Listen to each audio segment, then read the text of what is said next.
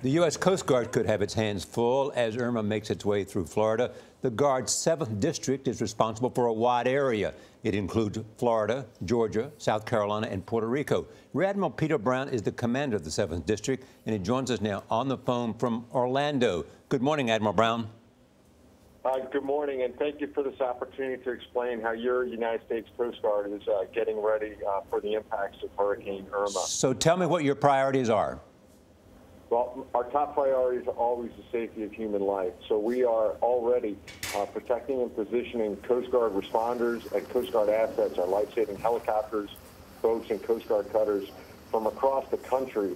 Those resources are being positioned just outside the state of Florida, in Alabama, in Georgia, South Carolina, and North Carolina, to be ready to respond as quickly as we can to those top two priorities.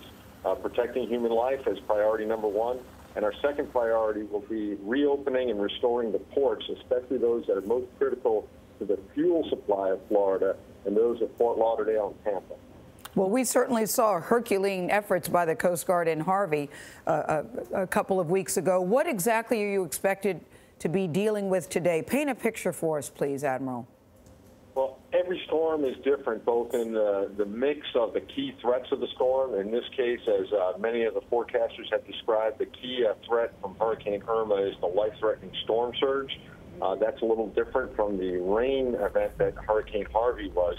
But those same assets, those same helicopters, those same flood boats, those same people that responded to Harvey have repositioned to be ready to respond to Hurricane Irma. So whether the primary need is for search and rescue efforts in the Florida Keys and the west coast of Florida, or restoring the ports of Port Everglades and Miami and Port Canaveral, we'll be ready. What types of resources has the Coast Guard deployed?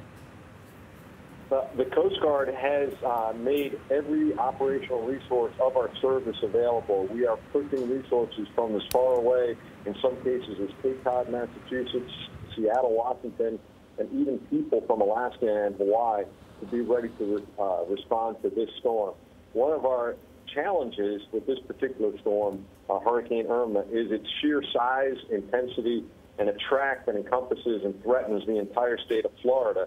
Means that our response will be hampered. It'll be slowed down because there's just so much of Florida to travel through or fly through to get to the places where we'll be needed most. It is said that the storm.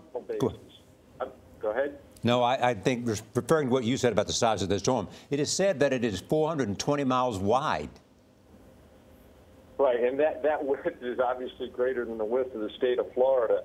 And our key operational bases, our air stations in Miami and Clearwater, and our cutter home ports of Miami and Key West and St. Pete, our small boat stations throughout the state, they are all in the impact zone, and they're likely to be damaged in some ways. And so we have to restore those bases to operational capability, too, at the same time that we're performing life-saving search and rescue operations. Well, we hear how big it is. Can you give us a sense of the number of resources you're employing to take care of it?